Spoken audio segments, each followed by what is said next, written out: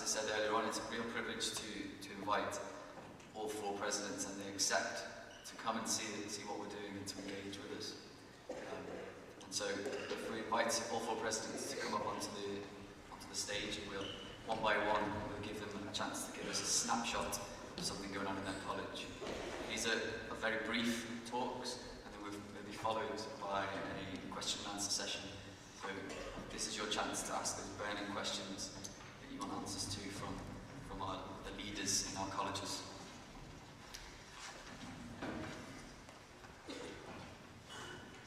So the first to speak is going to be Mr. Ritchie. Mr. Ritchie is the President of the Royal College of Surgeons of Edinburgh, and he's going to give us a 5-minute talk on what the college is doing in Edinburgh. And I'm afraid that I may have to interrupt you if you overrun. Please forgive me. Well, the first thing I'd like to say is a big thank you to ASiT and to you, Andrew, for the invitation to come and talk to you. As a president of the college, it is an interesting and challenging event to come to, and I've seen the scars from the past.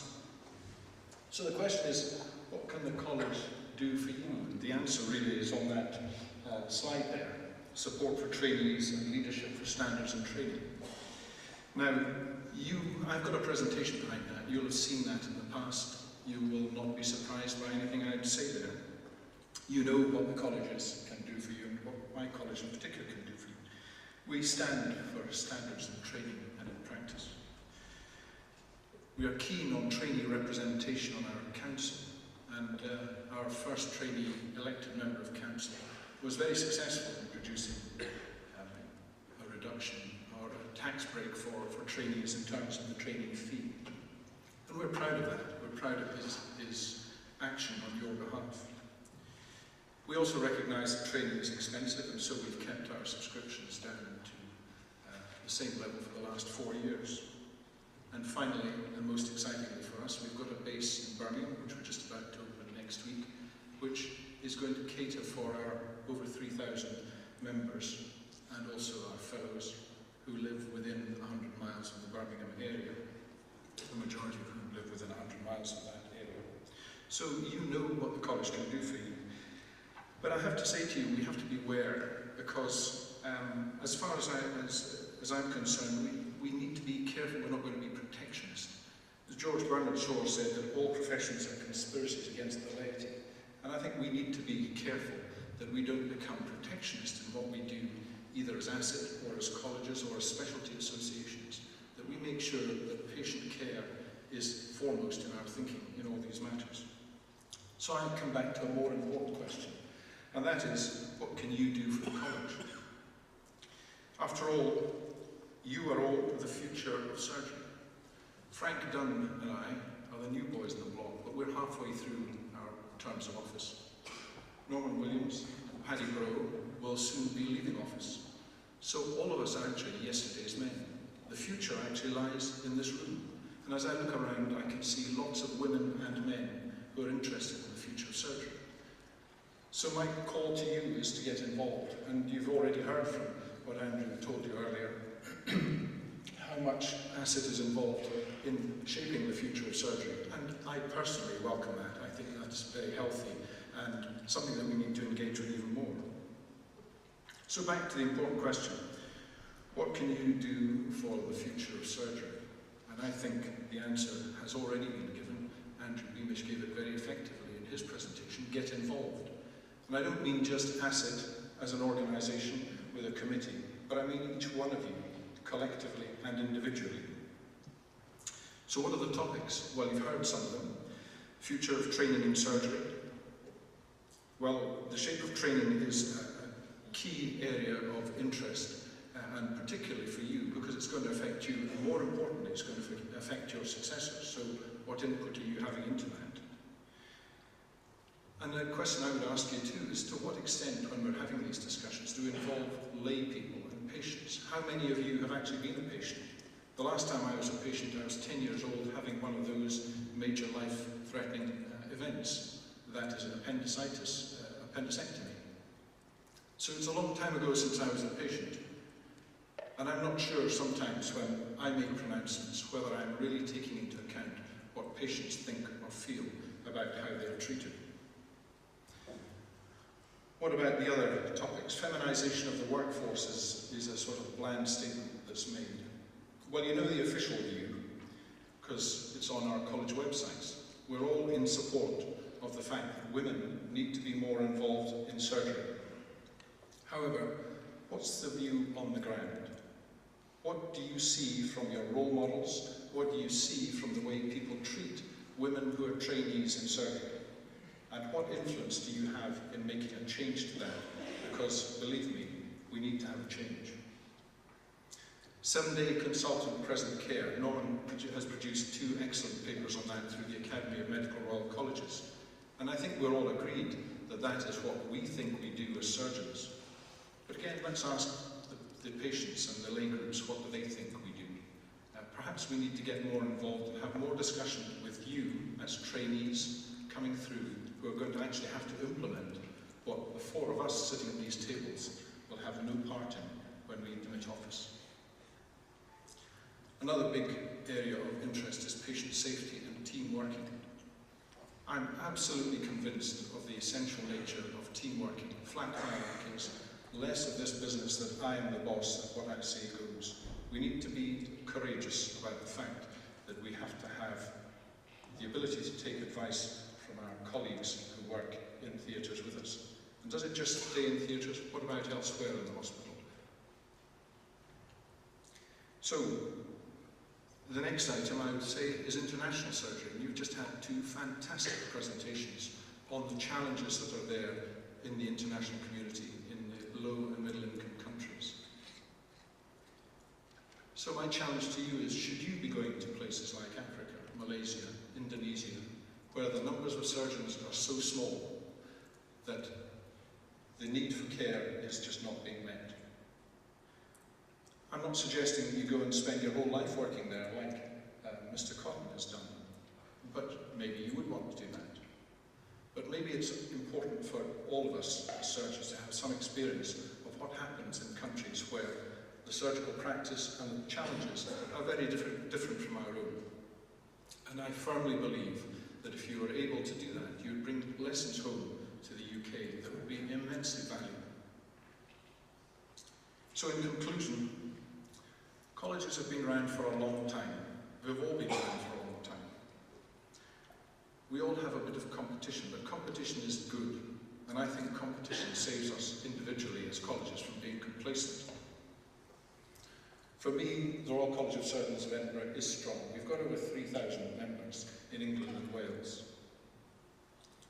So we look to you as members of this college to keep the flag flying for standards in surgical training and in surgical practice, and to think differently about how you deliver your service, whether it's here or internationally. And I'm sure you'll do that, whether you're at the Royal College of Surgeons in Edinburgh, in Birmingham, in Hong Kong, in Singapore, in Jakarta. I could go on, but I think I've used up all my time. So thank you very much for the privilege of listening to me.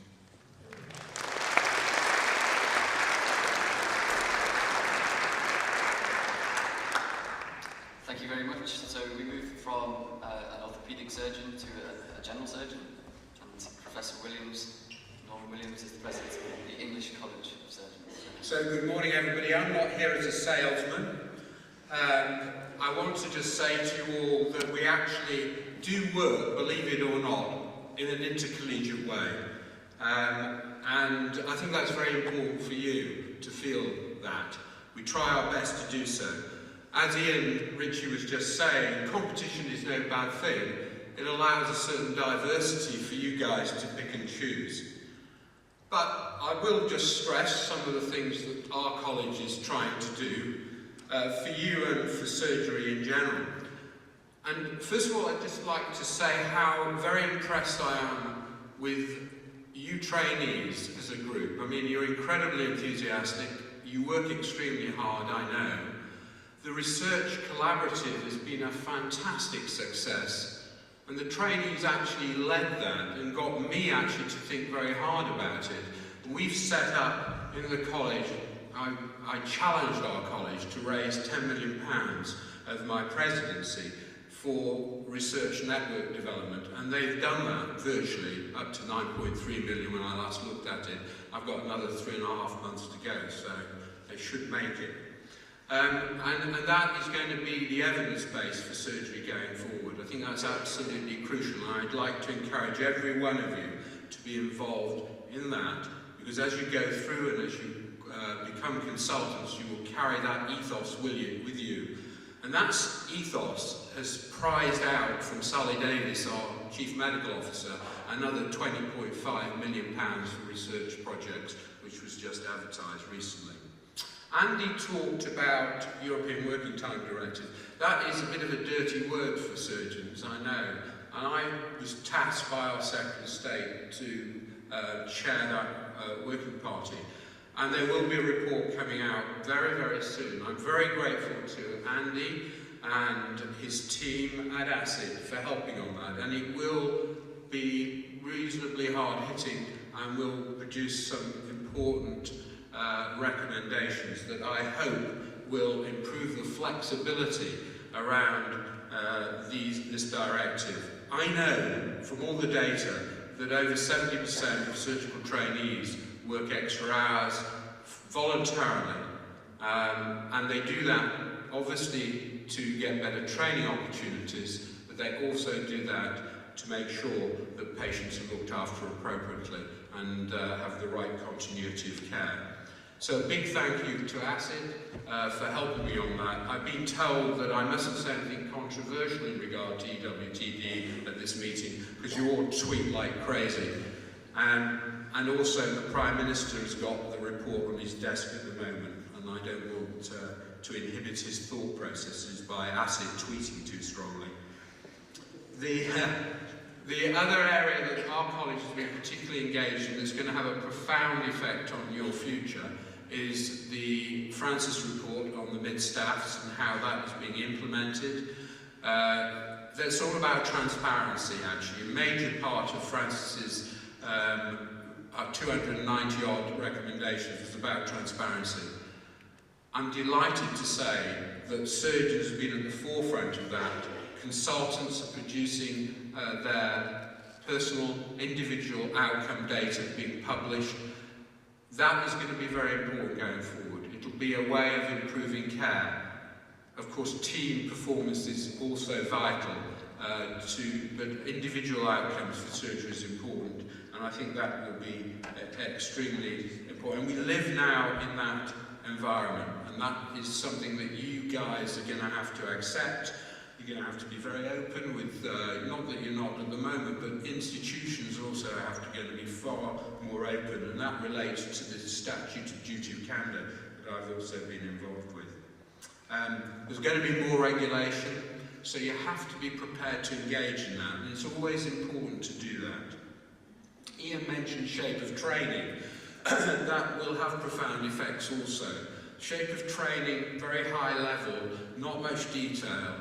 We have an ability, all the colleges, to shape, because they don't really know how surgical training should be delivered. There are some key aspects in that. Generalism versus specialism, and that's a real problem, how you meld those two together. Our college has developed a national post-CCT fellowship scheme, which fits very well actually with the shape idea of credentialing. And I think that's a very important piece of work that's being done to establish quality-assured fellowships, that when you apply for a RCS England fellowship, you know that that post has been quality-assured and you'll get absolutely superb training in that particular post. The other element of shape that we should all be worried about is the sub-consultant grade. And I know that that'll be a discussion here with you. And I want to say we're all agreed on this, that that is something we're not prepared to accept, and we're committed to ensuring that that shouldn't happen. Easier said than done, but we'll do all we can. The other area that I think is crucial going forward is emergency surgery and how we deliver emergency surgery. That's something that I'm sure will be discussed. and whether there should be a separate specialty of emergency surgery. The results of emergency surgery are very poor in comparison to elective surgery, and we have to make an effort here, and I think that's going to be an ongoing debate that our college is going to be very involved in. We'll be releasing a document very shortly about the future of emergency surgery and how we see it going forward. I think that's going to be important. I think women in surgery were mentioned, and of course we all know that it's essential to make women comfortable in the profession. There are 11% in the UK of female consultants. There are 60% of medical graduates coming through medical school, so we have to do something about it. If you read that Daily Mail article by Marion Thomas, Professor Marion Thomas, I think you were outraged. Every woman in this room would have been outraged, and I would hope every male in this room would be outraged. He's an old misogynist. He's a wonderful surgeon, but he's an old misogynist. We don't think like that in the colleges, and we're determined that we make surgery a home for women in surgery. So thank you very much. Our college is doing the best we can, together with our other sister colleges, to improve your training and your future. Thank you.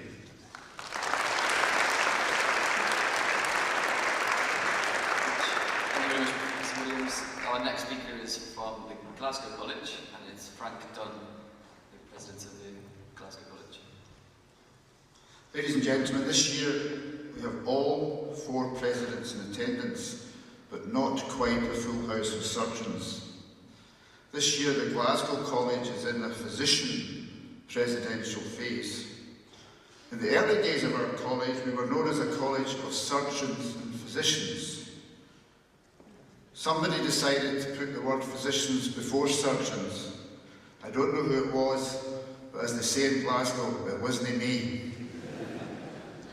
We very much regard the presence of both surgeons and physicians as a strength in this multidisciplinary age, when the roles of these 2 groups are closely aligned in a number of specialties. And in my own specialty of cardiology, my relationship with cardiac surgeons was much closer than it was with physicians.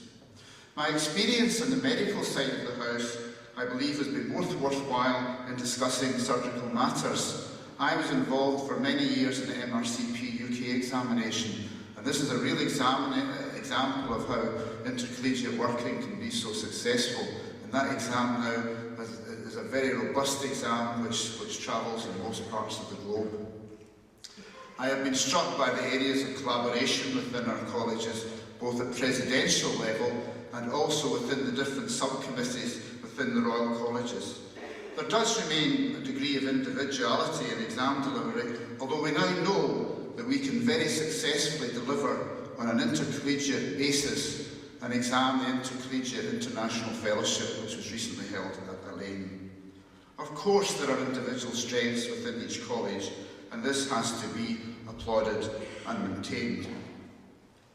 It has been fascinating for me to see the shape of training review discussions from both sides of the House. We had a most useful and informative seminar just last week in the Edinburgh College, and your President, Andrew Beamish, made a very important contribution to that. I would like to emphasise one phrase within the title of the shape of training, and that is the future of excellent patient care. And that word excellent again comes up in your mission statement.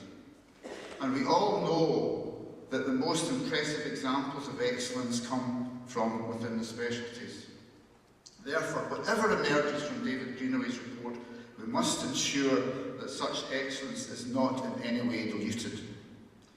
The Glasgow Royal College applauds the increased flexibility, the longer rotations with more opportunities for mentoring, and the need to support the mounting tide of unscheduled medical admissions, and in particular in a more frail and elderly population. While it seems that Greenaway has been written more for physicians in mind, the generalist debate clearly also involves surgery. It sits as one of your 10 specialties, and its status must be regarded equivalent to that of the other 9. Service and training balance remains a concern, and as implementation of SOT takes hold, we must ensure that the service component does not dominate training. I share your concerns in regard to the potential creation of a sub-consultant grade. Of course, a consultant's responsibilities and experience change with time, but the term consultant and all its connotations is well understood by patients and staff alike, and any attempts to dumb this down should be resisted. In addition, the whole process of credentialing requires considerable planning and may have its major role in subspecialisation rather than a post-CCT process of awarding accreditation in a second mainline specialty.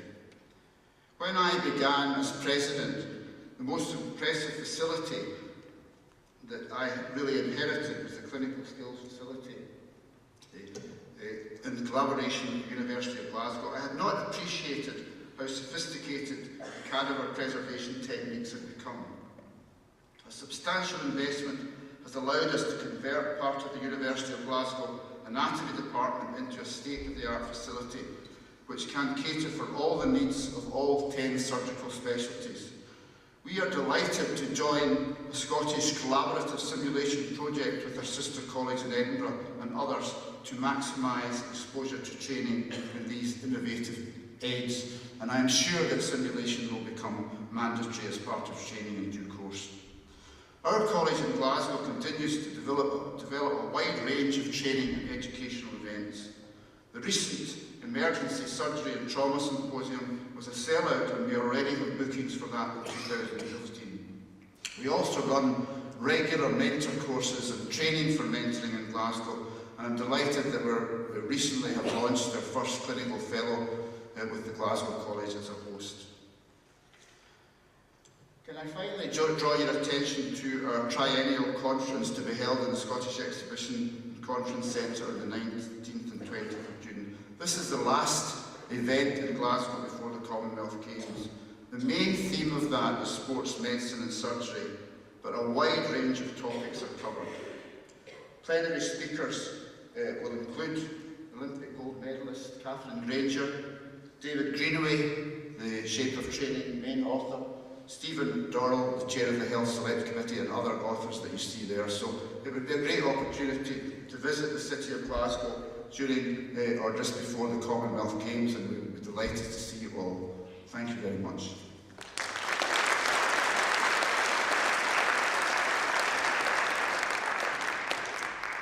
And so finally we move on to the Irish College and Patrick Broe.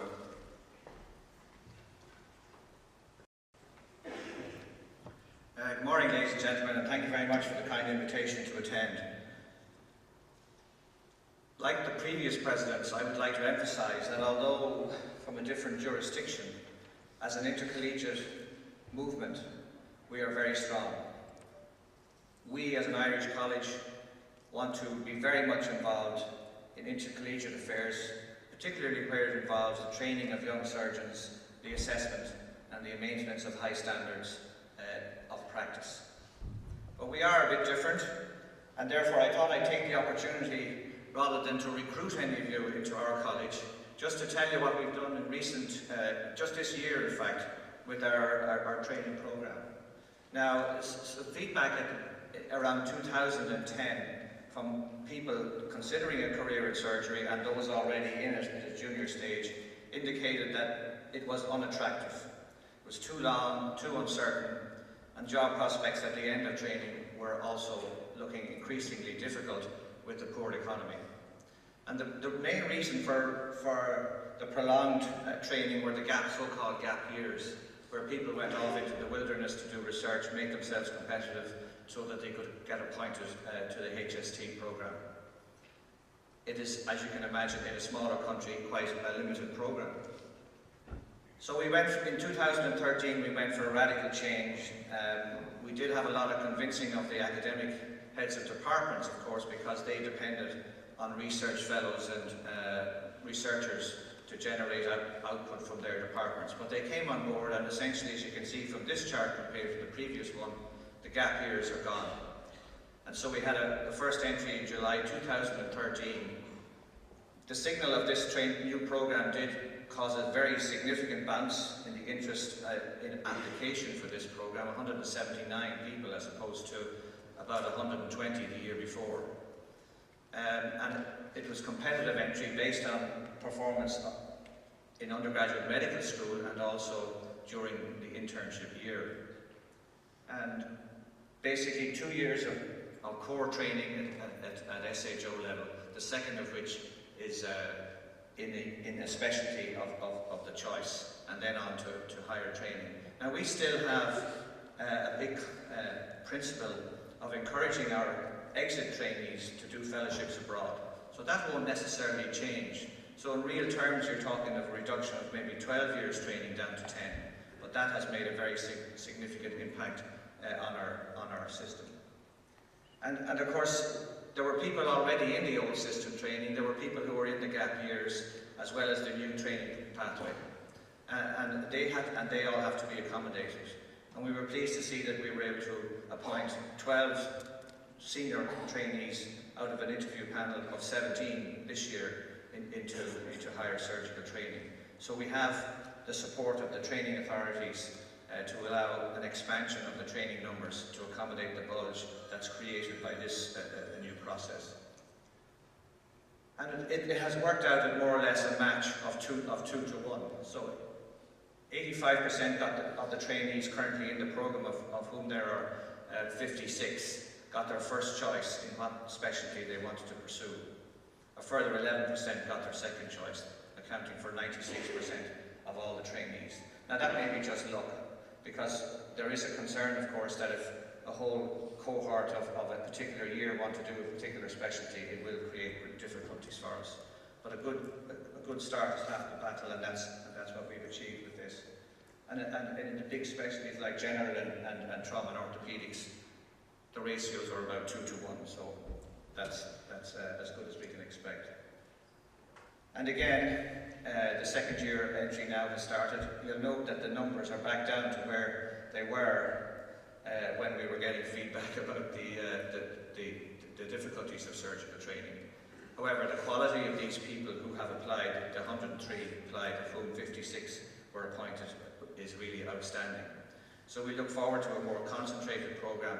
And in view of all the talk of shape of training here in your system, ours more or less matches what is intended to do here. We also have a problem with generalism versus specialism. And some years ago, in 2006, a National Cancer Control Program was announced. And essentially, cancer surgery is only done in 8 hospitals in Ireland at the present time, out of a total of 28. So this means that most of our young trainees, naturally driven, academic, ambitious, they want to work in 8 hospitals. And this has provided us with a difficulty in providing good quality, broad-based general surgical expertise in many hospitals throughout the country. So we would hope that this new program, just as your shape is addressing the generalism issue, will help in that regard. And finally, can I say that because of the economic hardship in Ireland at the present time, it has affected our ability to retain and recruit young trainees back from their fellowships abroad. So as a college, we're not a trade union, we don't discuss or get into industrial relations issues, but we feel very strongly that it's no good having a good training program and producing high quality young surgeons if we can't have them properly employed at the end of that time. And so I, in particular, have led our college towards a very significant advocacy role for our college on behalf of young surgeons and in trying to improve their working conditions and under the table also their remuneration, which has been slashed in recent years. So I would hope we would continue, my successor would continue with that advocacy, because it is really something that I feel strongly about. We've had, our generation have had a wonderful career in surgery, in job, terrific professional fulfillment, and it's very frustrating for me in particular to see young surgeons taking up positions in hospitals and not being able to have a fulfilling work experience throughout the week. So thank you very much for listening to me, and thank you for inviting me, and it will be a very successful conference. Thank you.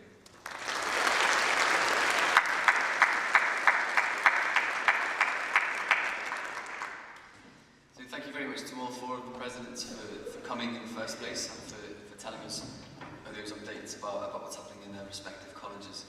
We're a little bit behind on schedule, and we started slightly late, but we've got about 15 or 20 minutes for the interesting part. We've got some roving mics ready if the people with the mics put their hands up. So, we're only going to accept trainee questions, so I know we've got lots of prestigious consultants in the audience, but only trainees, please. There's a question over the front here.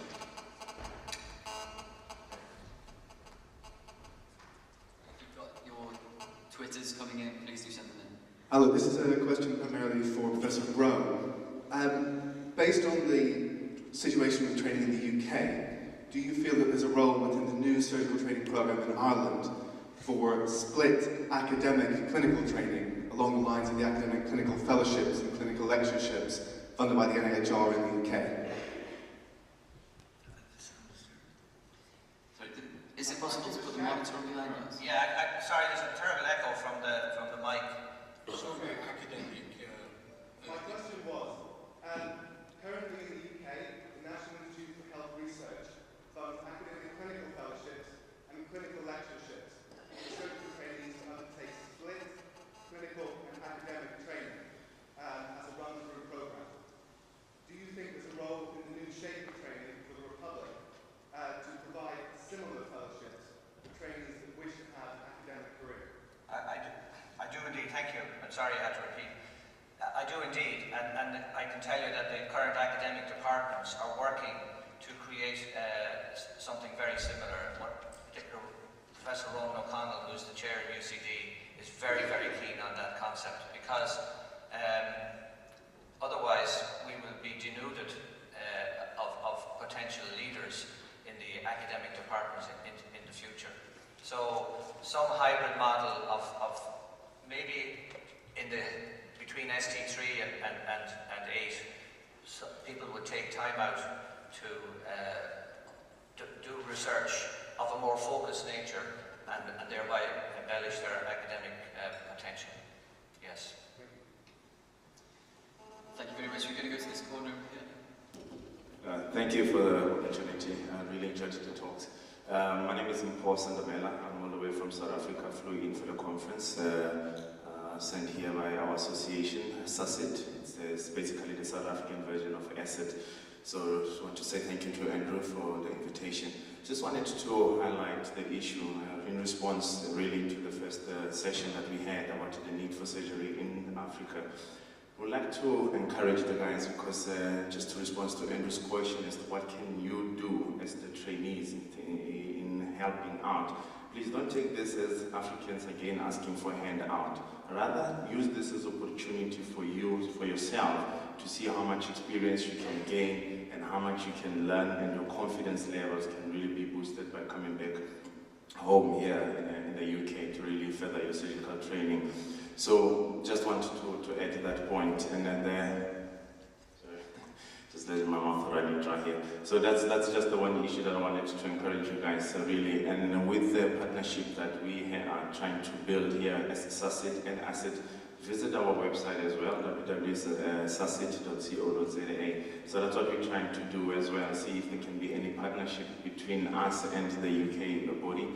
So visit us, let's see how we can assign you to an appropriate institution. Do not just ad hoc go to South Africa and end up anywhere. So rather find out what are the good institutions, which bodies and hospitals you could be affiliated with, and where you'll be able to learn, because it's important that you pick up the right skills. Although we've got a lot of material, a lot of patients, but rather make sure that you learn the right skills from the word go. So again, thank you for the invitation. I really appreciate it. Thank you. Okay, thank you very much, and welcome here. I'm glad you could come. Thank you for your comments. I don't think it's so much a question, so we'll move over to this corner over here.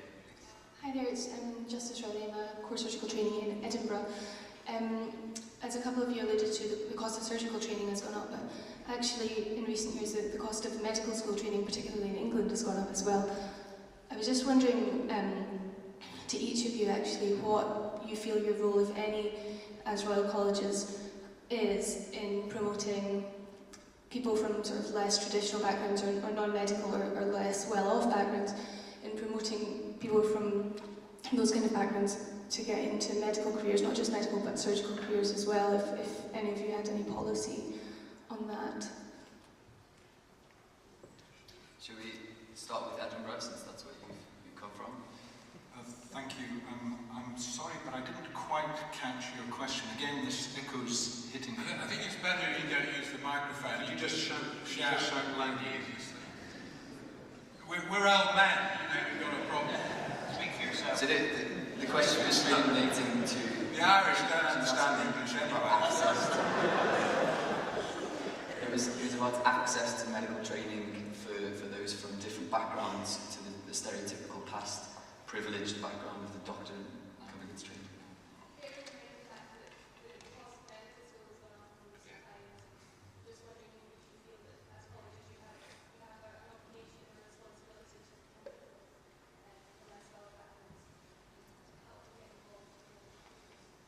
I would agree that it is really important that we do allow people the opportunity to go into medicine.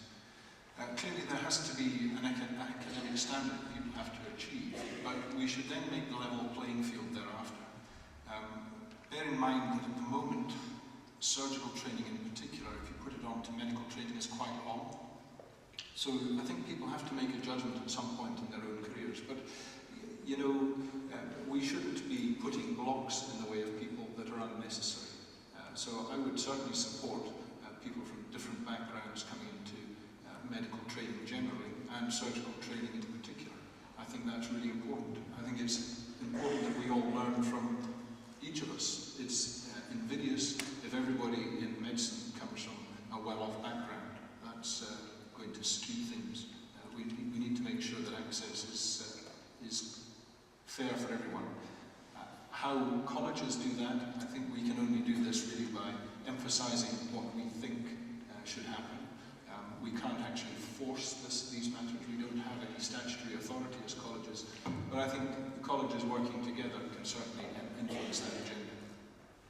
So Dr. Dunn wanted to speak as well.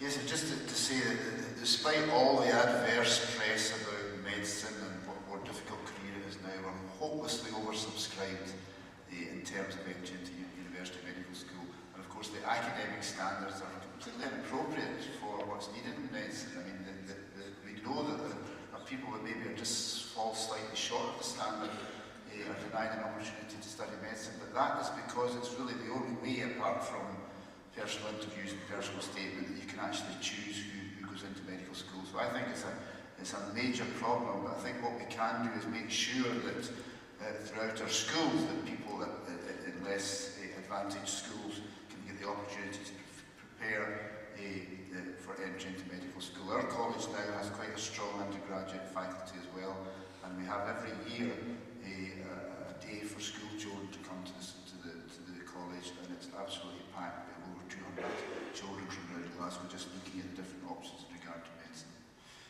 Excellent. And Professor Williams? Well, I would say don't vote for Nick Clegg next time round. You know, I came from a background where you didn't pay for your education at all. You know, we're a golden age in England.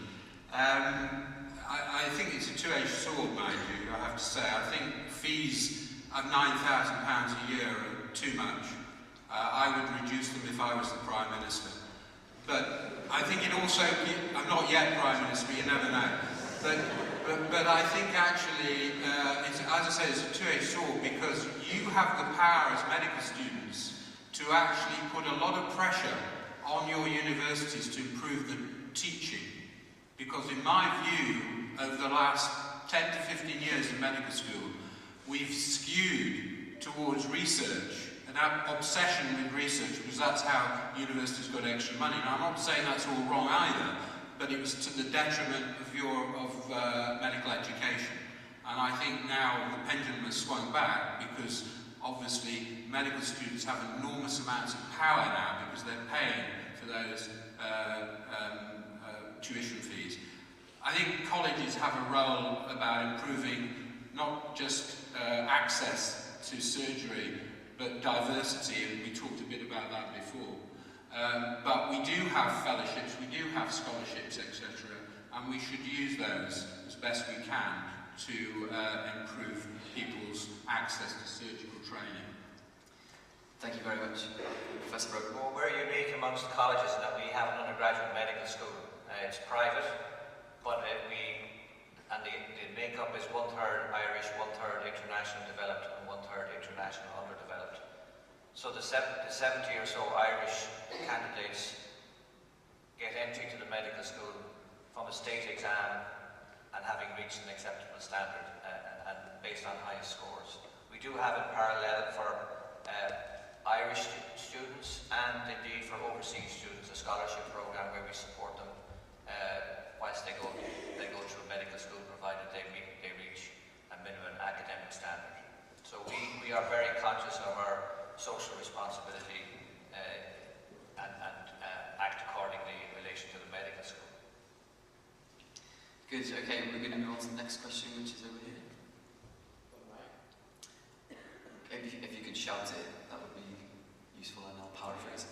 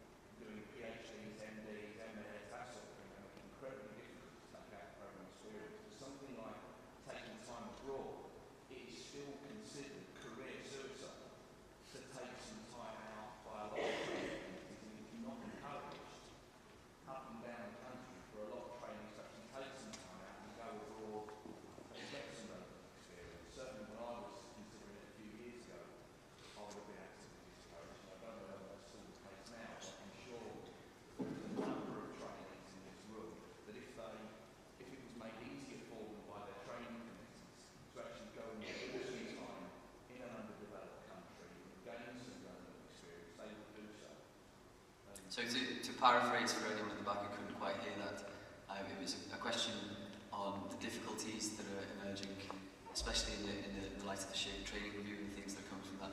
Difficulties in getting access to out-of-program experience and getting support from people who are running the programs to go away and get experience such as this international surgery we've heard of today.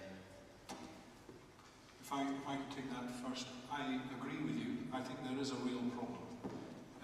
In my travels around the world, I see phenomenal opportunities for surgeons to gain experience, but to learn, more importantly, about a different way of doing things. We tend to go along rail tracks here in the UK, and we think that there is only one way of doing it. We need to jump the tracks a bit and think differently about how we provide our service, how we do our training, and paradoxically, I think the shape of training actually will open up that opportunity for the trainees of the future to have experience internationally. I think it's also an opportunity for the 4 colleges to work together to try and encourage people to spend some time in countries that are not just exactly the same as we are. You know, so most fellowships, most overseas fellowships that seem to be accepted are those that are in the United States, Canada, Australia, New Zealand, and it is a bit depressing.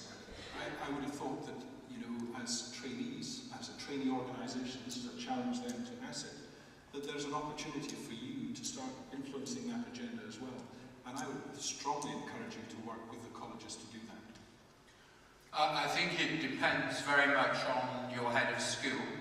I'm the chairman of your SAC, of their attitudes, and we're about to interview for a new chairman of JCST.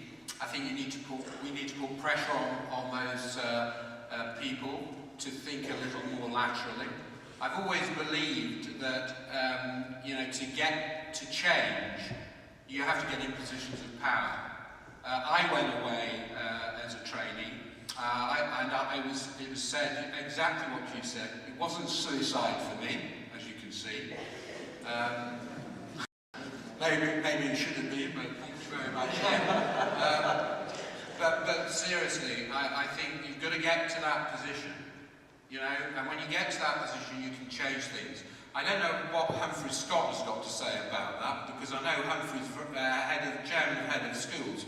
Humphrey is a very far-sighted individual. I'd be interested to hear his comments. Do you want to say anything, Humphrey? Yes, he's going to say something.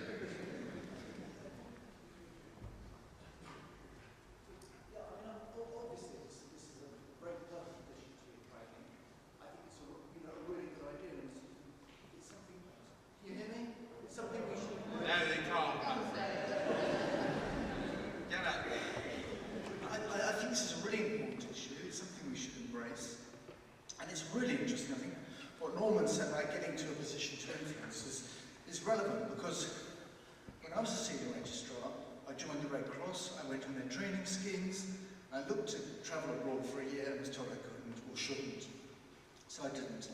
So I understand exactly where they're coming from, and I think this is something we should work on. And it's something I've learned today. It's a very moving film, and it's something I'm going to take back. But I haven't got the answer like that. Okay, thanks very much. Dr. Dunn? Thank you.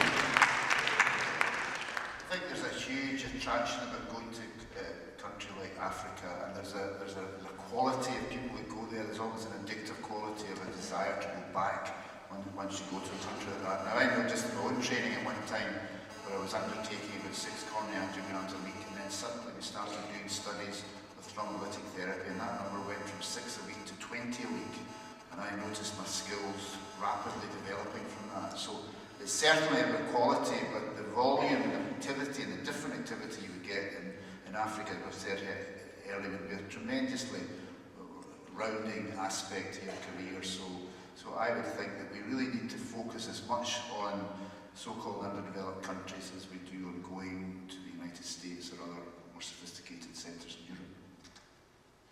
As I said to Norman when Mr. Cotton was giving his paper that in our time, if you looked to go away for a year, you were told, well, that's a little chance of getting back into the system when you come back. So I'm a bit disappointed to hear that there's an element of that still knocking around.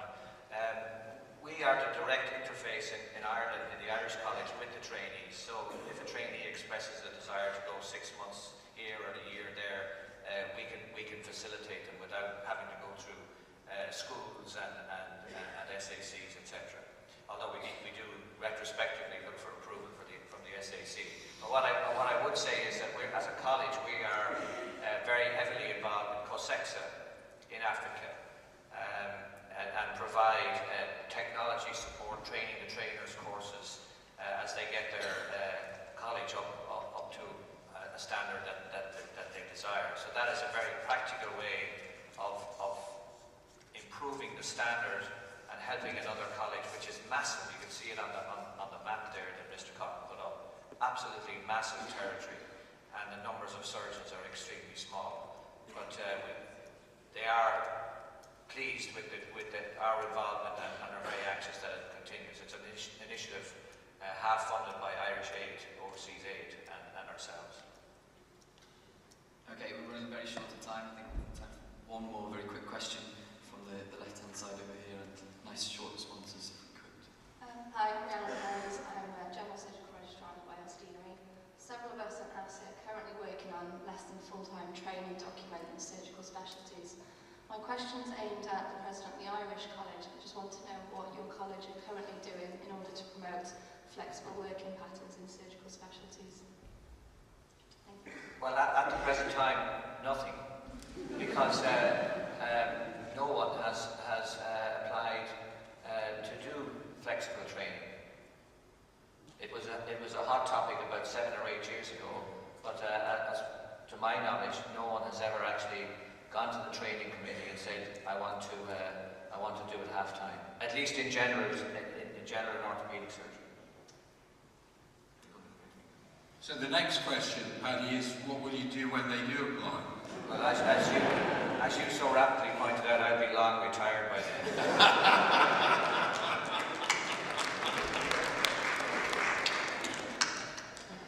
Okay, I think it's a very stimulating conversation and raise a sharp question at the end there. Thank you very much. We're going to have to break for coffee as much as we like to carry this on all day long. We'll reconvene at 11:10, starting properly. Thank you very much.